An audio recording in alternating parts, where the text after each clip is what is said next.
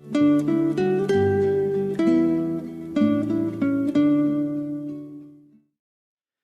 오늘도 사사기 14장과 15장에 기록된 이 말씀을 통해서 하나님께서 주시는 은혜를 우리가 함께 나누기를 원합니다. 오늘 이 사사기 14장에는 성경에 나오는 첫 번째 나실인인 이 삼손의 사역에 대해서 기록을 하고 있습니다. 하나님께서 이스라엘 백성들이 이 블레셋에 의해서 고통을 당하고 있을 때 이스라엘 백성들을 위해 이 삼손이라는 나실인을 세우게 됩니다. 여러분, 나실인은 하나님께 드려진 일꾼입니다. 그래서 하나님께서는 이 하나님의 영, 이 성령을 통해 특별한 은사를 주어서 사역을 하게 하시는데 이 삼손에게는 엄청난 힘을 은사로 주었습니다. 그런데 중요한 것은 이 삼손이 자신이 나실인임에도 불구하고 이 나실인의 기회를 존중히 여기지 않습니다. 사실 이 삼손은 하나님의 말씀으로 양육을 받지 못했기 때문에 하나님의 말씀과 율법에 대해서 잘 몰랐습니다. 그래서 삼손은 하나님의 일꾼이지만 하나님께서 주신 이 은사를 자기 욕심을 위해 사용하게 됩니다. 그래서 오늘 본문에 보시면 이 삼손은 블레셋 사람들의 딸 중에서 아내를 택하게 되고 이 블레셋을 오가면서 결혼을 하게 됩니다. 여러분, 사사기 14장 1절 말씀에 보시면 삼손이 딥나에 내려가서 거기서 블레셋 사람의 딸들 중에서 한 여자를 보고 올라와서 자기 부모에게 말하여 이르되 내가 딥나에서 블레셋 사람의 딸들 중에서 한 여자를 보았사오니 이제 그를 맞이하여 내 아내로 삼게 하소서 하매라고 말씀을 합니다. 여러분, 이때 삼손의 부모들이 반대를 했지만 삼손은 고집을 꺾지 않았습니다. 그래서 삼손은 수시로 블레셋 땅인 이 딥나로 내려가서 여자를 만나고 또 결혼식을 하기 위해 부모님을 모시고 딥나로 내려가게 됩니다. 여러분, 삼손은 구별된 하나님의 일꾼이지만 이방 여인을 사랑하고 이방의 풍습을 따라 살아가고 또 세상의 모습을 따라 흘러가게 됩니다. 그래서 하나님께서 이 삼손을 통해 일할 기회를 찾았다고 말씀을 하고 있습니다. 참 특이한 장면입니다. 여러분, 보통 하나님께서 이 모세를 부르실 때나 요수아를 부를 때 보면 네 발에서 신을 벗어라, 하나님께서 사명을 주시고 순종할 때 하나님께서 힘과 능력을 주어서 사명을 감당하게 하십니다.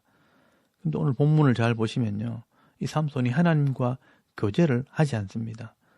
그래서 이 삼손은 하나님께서 주신 이 사명을 감당하는 것이 아니라 자기 욕심대로 막 살아갑니다. 그래서 하나님께서 이 삼손을 통해 일할 기회를 찾게 되었다라고 말씀을 하는 것입니다. 그래서 여러분, 4절 말씀해 보시면 하나님께서 눈치를 보고 있다고 말씀을 합니다. 그때에 블레셋 사람이 이스라엘을 다스린 까닭에 삼손이 틈을 타서 블레셋 사람을 치려함이었으나 그의 부모는 이 일이 여호와께로부터 나온 것인 줄을 알지 못했더라라고 말씀을 합니다. 여러분, 여기 말씀에 보시면 삼손이 계획한 것처럼 번역을 해놓았지만 사실 원래 의미는 하나님께서 삼손을 통해 일할 기회를 찾았다라는 뜻입니다. 그래서 삼손은 블레셋 땅으로 가다가 6절 말씀에 보시면 사자를 찢어 죽이게 됩니다. 그런데 나중에 집으로 돌아올 때 보니까 그 사자 몸에 벌떼가 꿀을 만들어 놓은 것을 보고 그 꿀을 가지고 와서 먹게 됩니다. 이것은 무슨 이야기냐면 이 삼손이요, 나실인의 규례를 지키지 않았다는 것을 말씀하는 겁니다. 여러분, 이 나실인은요, 시체를 만지면 안 됩니다. 그런데 이 삼손은 사자의 시체에서 꿀을 퍼먹게 됩니다. 그리고 결혼식을 하려고 이 블레셋에 갔을 때 10절 말씀에 보시면 그들의 풍습을 따라 잔치를 베풀었다라고 되어 있습니다. 여러분, 잔치를 베풀었다면 술을 마셨을 것이고 또 이방 사람들의 풍습을 따라 우상을 섬길 수도 있는 것입니다. 그리고 이 삼손은 사람들을 즐겁게 하기 위해서 수수께끼를 하면서 배옷 30벌과 겉옷 30벌을 걸고 내기를 합니다. 삼손이 오는 길에 사자에게서 꿀을 먹은 것을 가지고 문제를 내게 됩니다. 14절 말씀에 보시면 먹는 자에게서 먹는 것이 나오고 강한 자에게서 단 것이 나왔다는 겁니다. 그리고 그것이 무엇이냐고 문제를 내게 됩니다. 그리고 7일 동안 기회를 주었을 때 이 7일 동안 먹고 마시고 잔치를 하게 되는 것입니다. 여러분, 이때 블레셋 사람들이 이 삼손의 아내에게 찾아가서 협박을 합니다. 15절 말씀에 보시면 너와 네 아버지 집을 불사르겠다라고 협박을 하는 바람에 이 삼손의 아내는 삼손을 찾아가서 울면서 그 답을 알아내고 또 그 답을 블레셋 사람들에게 알려주게 됩니다. 그래서 여러분 블레셋 사람들은 마지막 날 그 답을 말하게 되고 삼손은 화가 나서 한마디를 하게 됩니다. 여러분 18절 말씀에 보시면 너희가 내 암송아지로 밭갈지 아니하였더라면 내 수수께끼를 능히 풀지 못하였으리라 라고 말합니다. 여러분 여기 보시면 삼손이 자기 아내를 암송아지라고 말을 하게 됩니다. 여러분 이것은 자신은 곧 숫송아지가 된다는 의미가 됩니다. 그래서 여러분 삼손은 나중에 송아지처럼 자신이 제물로 하나님께 바쳐질 것을 말씀하고 있는 것입니다. 왜냐하면요, 이 나시린의 규례를 어기면 반드시 정결 규례를 행하도록 되어 있습니다. 그래서 나중에 삼손은 자기 몸이 제물이 되게 됩니다. 어쨌든 이 삼손은요, 4개 졌기 때문에 19절 말씀에 보시면 아스글론이라는 지역에 가서 이 블레셋 사람 30명을 죽이고 옷을 빼앗아 4개 한 사람들에게 주게 되는데, 여기 보시면 여호와의 영이 삼손에게 갑자기 임했다라고 말씀을 합니다. 하나님께서 이런 방법을 통해서 적들을 죽이셨다는 것입니다. 이 기드온과 입다가 전쟁하는 모습과는 너무나 다른 모습입니다. 여러분, 하나님께서 연약한 이 사사절을 통해 사람들을 불러 헌신하게 하시고 또 하나님께서 전쟁을 통해 이기게 하심으로 하나님의 영광을 드러내는데, 이 삼손은 하나님의 일꾼으로 불렀지만 하나님께 순종하지도 않고 여자 때문에 내기를 하다가 겨우 30명을 죽이는데 이 하나님의 영이 임하게 되는 것입니다. 여러분, 하나님께서 기회를 봐서 삼손을 사용하시는 모습입니다. 그리고 이 문제 때문에 또 전쟁이 벌어지게 됩니다. 삼손은 자기 아내를 버리고 집으로 돌아옵니다. 근데 여러분 사사기 15장 1절 말씀에 보시면 이 삼손이 또 그 여자가 생각이 나서 이 장인을 찾으러 갑니다. 그래서 자기 아내를 보내달라고 요청을 하는데 그 장인이 이 삼손의 아내를 다른 사람에게 줘버립니다. 여러분 사사기 15장 2절 말씀에 보시면 이르되 네가 그를 심히 미워하는 줄 알고 그를 네 친구에게 줬노라 라고 말씀을 합니다.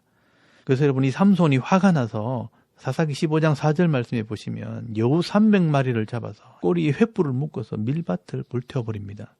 그때 이 블레셋 사람들이 누가 이런 짓을 했냐고 하면서 이 삼손의 아내와 그의 아버지를 죽이고 불태워버립니다.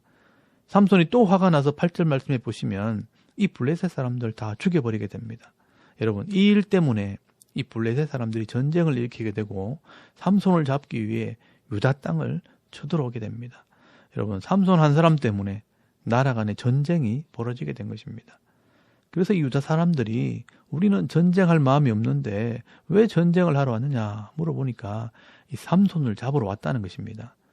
그래서 우리가 이 삼손을 잡아줄 테니까 돌아가라는 것입니다. 그래서 이 유다 사람들이 삼손을 잡아서 결박을 해서 이 블레셋 사람들에게 넘겨주게 됩니다.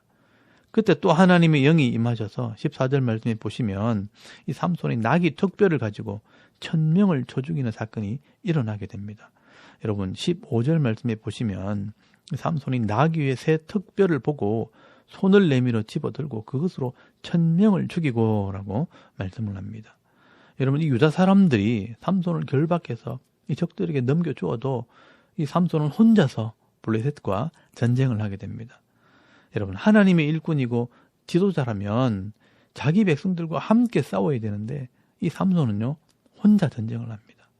그리고 이 나귀 턱뼈를 가지고 사람들을 죽이게 되는데 여러분 이 나시린은 시체를 만지면 안 됩니다. 그런데 이 규례를 어기면서도 이 삼손은 잘못된 것도 모릅니다. 그래서 이 삼손은 혼자 전쟁을 하다가 죽을 뻔합니다. 혼자 1000명을 죽이고 기진맥진해서 죽게 되었을 때 삼손은 하나님께 부르짖습니다. 그래서 하나님께서 할 수 없이 이 삼손을 살려주게 되는데 그곳 이름을 에낙고레라고 부르게 됩니다. 이 에낙고레라는 말은 부르짖는 자의 우물이라는 뜻입니다. 어떻게 보면 이 삼손 혼자서 참 초라하게 사역을 하고 있는 모습입니다. 그리고 여러분 20절 말씀에 보시면 20년이 지났다고 말씀을 합니다. 그런데 여러분 이 삼손이 20년 동안 한 일이 뭐가 있냐면 여자 꽁무니를 따라다니는 것밖에 없습니다. 여자 때문에 내기에서 30명 죽이고 여자 때문에 화가 나서 밭을 불태우고 또 여자 때문에 원수가 앞으로 갔다가 1000명을 죽인 일이 20년 동안 한 일입니다. 여러분 이 삼손을 우리는 대단한 일꾼으로 포장을 하고 훌륭한 사람으로 생각을 하지만 사실 성경은 그렇게 말씀하고 있지 않습니다. 여러분, 이 삼손은 하나님의 거룩한 일꾼, 또 구별된 일꾼으로 부르셨고 성령을 부어 엄청난 은사와 능력을 주었음에도 하나님을 잘 알지 못하고 하나님 말씀을 제대로 배우지 못했기 때문에 이렇게 초라하게 비참하게 될 수밖에 없었다는 것을 보여주고 있는 것입니다. 여러분, 우리가 능력 있는 사람이 되게 달라고 우리가 기도하지만 그것은 우리가 하나님을 잘 몰라서 하는 기도입니다. 정말 하나님을 아는 사람이라면 하나님께서 내게 주신 이 사명을 감당할 수 있는 겸손한 마음을 달라고 기도해야 하는 것입니다. 하나님께서는 능력 있는 일꾼보다 겸손하게 엎드리는 일꾼을 찾으십니다. 하나님께서는 각자에게 필요한 성령의 은사와 능력을 다 주십니다. 그리고 우리가 겸손하게 엎드려 순종할 때 하나님께서 우리를 통해서 일하시게 되는 것입니다. 그러므로 여러분, 미가 선지자가 말했던 것처럼 하나님께서 원하시는 것은 미가서 6장 8절 말씀에 보시면 오직 정의를 행하며 인자를 사랑하며 겸손히 하나님과 동행하는 것이 아니냐라고 말씀을 합니다. 하나님과 함께 있다는 것을 알고 살아가는 것이 성도들에게 정말 행복한 것입니다. 그러나 이 삼손은 하나님의 일꾼으로 부름을 받았고 거룩한 일꾼이 되어서도 그 부르심의 가치를 깨닫지 못했습니다. 엄청난 성령의 은사와 능력과 힘을 받았음에도 그것을 귀한 것으로 여기지 않고 자기 욕심을 채우는 일에 사용하는 어리석은 일꾼이었습니다. 결국 이 삼손은 사사기 16장 말씀에 보시면 알겠지만 적의 신전에 끌려가서 조롱거리가 되는 비참한 신세가 되어버렸습니다. 하나님의 거룩한 일꾼이 세상의 불신자들에게 부끄러움과 조롱거리가 되는 것입니다. 여러분, 예수님께서 말씀하셨습니다. 마태복음 5장 13절 말씀에 보시면 내가 세상의 소금이니 소금이 만일 그 맛을 잃으면 무엇으로 짜게 하리요? 후에는 아무 쓸데없어 다만 밖에 벌어져 사람에게 밟힐 뿐이니라 라고 말씀을 합니다. 여러분, 하나님께서 우리를 성도로 부르시고 또 하나님의 일꾼으로 부르셨습니다.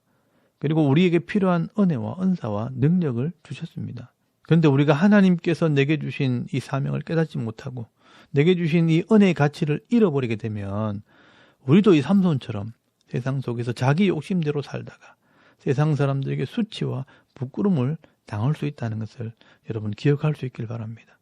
우리가 성도라면 하나님을 경외하고 또 하나님을 존중히 여기며 이 하나님 말씀을 읽고 묵상하는 중에 말씀대로 순종함으로 말씀에 기록된 복을 받아 누릴 뿐 아니라 세상 속에서는요, 하나님의 영광이 되고 하나님 마음을 시원케 하는, 하나님을 기쁘시게 하는 삶을 살아가는 저와 여러분의 이런 영적인 삶의 모습이 되실 수 있기를 주의 이름으로 축원합니다. 아멘. 우리 잠깐 기도드리겠습니다. 내게 주신 이 은혜와 은사를 따라 사명 감당하는 은혜가 있게 하옵소서. 또 나라를 위해, 교회를 위해, 이 가족들을 위해 기도하시고 오늘 내가 해야 할 일들을 위해 기도하고 오늘 하루 삶을 또 시작할 수 있기를 바랍니다. 다 같이 우리 하나님께 한번 기도드리겠습니다. 살아계신 하나님, 은혜를 감사합니다. 오늘도 이 아침에 하나님을 예배하게 하시옵소서.